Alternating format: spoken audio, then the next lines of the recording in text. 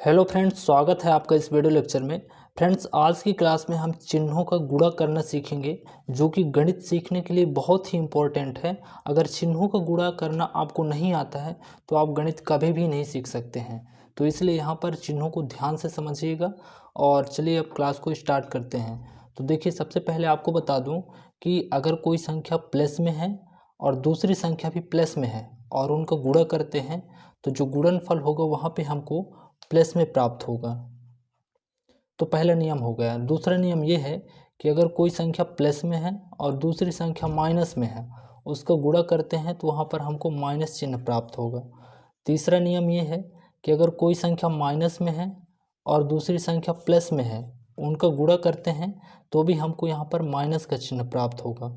और चौथा नियम यहाँ पर ये है कि अगर पहली संख्या माइनस में है, दूसरी संख्या भी माइनस में है और उनका आपस में गुणा करते हैं तो हमको वहाँ पर प्लस चिन्ह प्राप्त होगा। तो इस तरह से 4 नियम हैं। इनको अगर आप सीखते हैं तो ये आपको काफ़ी हेल्पफुल रहेगा। यहाँ पर टोटल 4 नियम थे, तो 4 नियम से 4 क्वेश्चन समझ लेते हैं ताकि आपका डाउट बिल्कुल भी न रहे। यहाँ पर पहला क्वेश्चन जो है पहले नियम से है। यहाँ पर देखिए 6 लिखा है, गुणा यहाँ पे 5 लिखा है। अगर किसी भी संख्या के सामने कोई भी चिन्ह नहीं लिखा है, इसका मतलब ये होता है कि उसके सामने प्लस का चिन्ह है। तो यहाँ भी प्लस मानेंगे और यहाँ भी प्लस। तो देखिए 6 का गुणा 5 में करेंगे या 5 का गुणा 6 में करेंगे तो 5 6 का कितना हो जाएगा, 30 आ जाएगा। और यहाँ पे देखिए क्वेश्चन नंबर 2 जो कि दूसरे नियम से है, यहाँ पर 4 गुणा -2 है। और यहाँ पर कोष्टक इसलिए रखा गया है क्योंकि इसके सामने माइनस का चिन्ह है।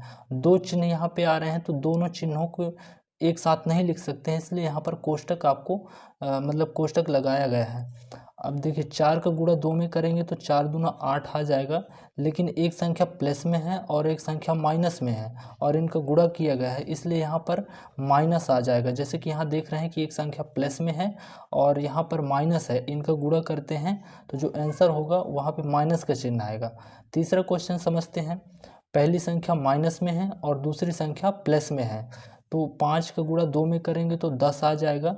लेकिन नियम के अकॉर्डिंग यहाँ माइनस है और यहाँ प्लस, तो जो इसका आंसर होगा माइनस में आएगा, तो यहाँ पे इसलिए माइनस का चिन्ह हो जाएगा। और जो चौथा क्वेश्चन है वो उसमें -3 गुणे -5 है। तो आप यहाँ पर देख रहे हैं कि दोनों संख्याएं जो है माइनस में हैं और यहाँ माइनस गुणा माइनस करने पर प्लस हो जाता है, इसलिए यहाँ पर जो है हमको 5 का गुणा 3 में कर देंगे तो 5 3 15 आ जाएगा। और चूँकि यहाँ पे पहली संख्या भी माइनस में है, दूसरी संख्या भी माइनस में है, इसलिए यहाँ पर प्लस हो जाएगा और 15 के सामने हमें प्लस लिखने की ज़रूरत नहीं है। तो आपने देखा पक्षांतर के नियम चिन्हों का गुणा किस तरह से होता है और इनमें से संबंधित क्वेश्चन भी लगा चुके हैं, तो आपको निश्चित रूप से समझ में आ गया।